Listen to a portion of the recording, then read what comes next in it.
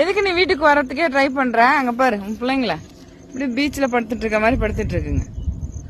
வெளியே போகலாம் அலோடு இல்லை. அதாவது ஆஃப்டர்நூன் இல்லை ஈவினிங் டைம் ஒரு 3-4 மணிக்கு கொஞ்ச நேரம் வெளியில விளையாட விட்டுட்டு நம்ம பார்த்துட்டே இருந்துட்டு சேஃப்டி பண்ணி கூப்பிட்டுக்க வேண்டியதான் உள்ள.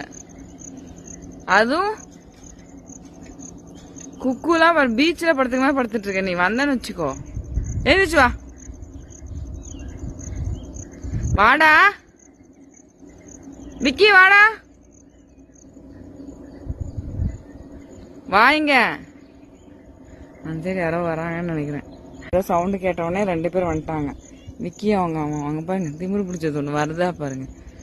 வாடா, அங்க பாரு யாரோ வராங்க, பிடிச்சுவாங்க.